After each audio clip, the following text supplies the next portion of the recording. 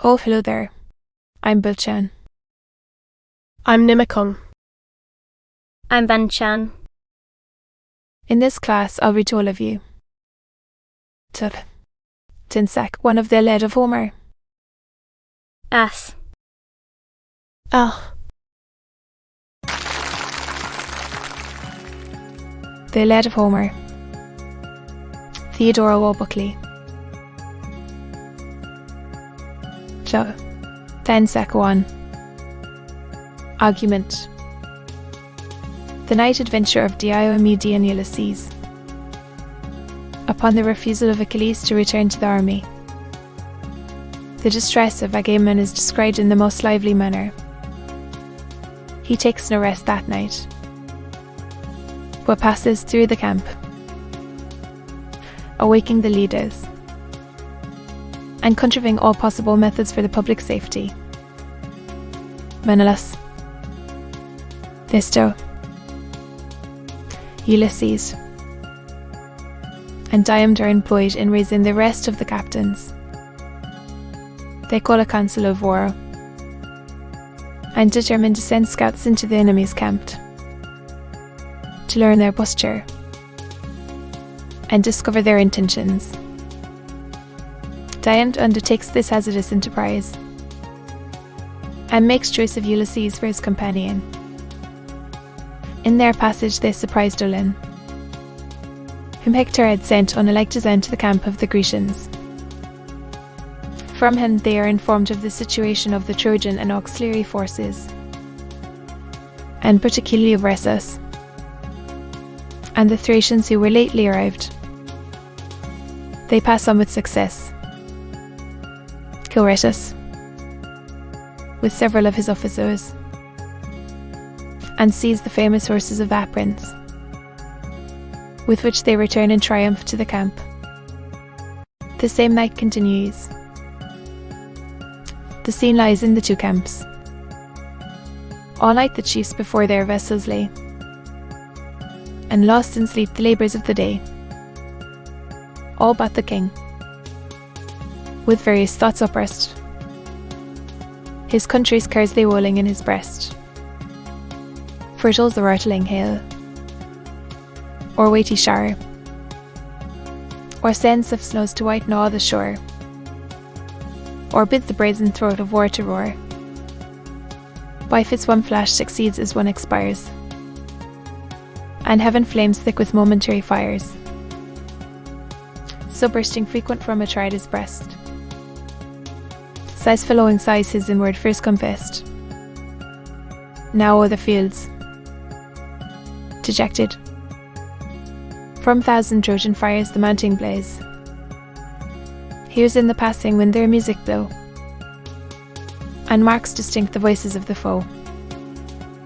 Now looking backwards to the fleet and coast, anxious he sorrows for the endangered host. He reins his hair in sacrifice to Jove, and sues to him that ever lives above. In it he groans, divide his heart, and wage a double war. 1,000 cares his labouring breast revolves. To seek sage Nestor now the chief resolves. With him, in wholesome counsels, what yet remains to save the afflicted state. He rose, and first he cast his mantle round. Next on his feet the shining sandals bound. A lion's illow spoils his back concealed, his warlike and appointed javelin held. Meanwhile his brother, pressed with equal woes, alike denied the gifts of self-repose, laments for grace. So much had suffered and must suffer more. A leopard spotted hide his shoulders spread, a brazen helmet glittered on his head. To wake Atrides in the royal tent, already waked. Atrides he discreet, his armour buckling at his vessel's side. Joyful they met, the Spartan thus begun, Why puts my brother his bright armour on? Sends he some spy amidst these silent hours to try on camp and watch the Trojan pars. But say, what hero shall sustain that task? Such bold exploits uncommon courage ask. Idless. Through night's dark shade to go to him the king. In such distress we stand. No vulgar counsel our affairs demand. Caprice to preserve is now no easy part, but as high wisdom, deep design, and art. For Jove, Alois, our humble pride and eyes, and bows his head to Hector's sacrifice. What I has witnessed, or what I believed, in one great day, by one great arm achieved, such wondrous deeds as Hector's hand has done, and we beheld the last revolving sun. What honours the beloved of Jove adorn,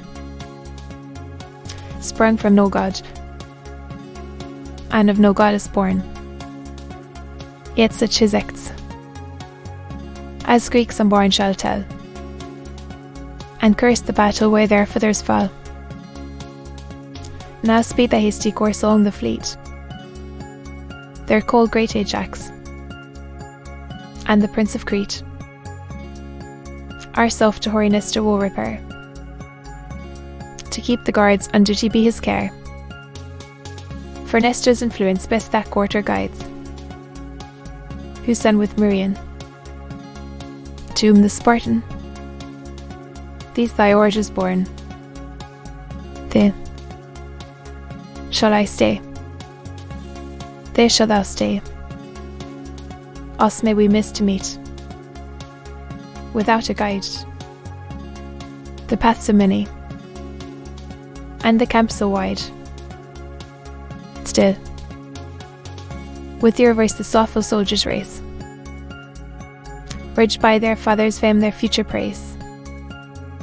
Forget we now our estate and lofty birth, not titles here, but works must prove our worth.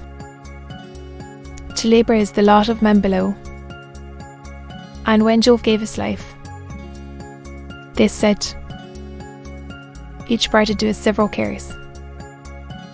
The king to Nestor's sable ship repairs, stretched in his bed with all his arms around, the various coloured scarf, the shield he rears, the shining helmet, and the pointed spears, the dreadful weapons of the warrior's rage, that, old in arms, disdained the peace of age, and, leaning on his hand his watchful head, the hoary monarch raised his eyes and said, What art thou? Speak, that on designs unknown, while others sleep, the strange the camp alone. Seek'st thou some friend or nightly sentinel?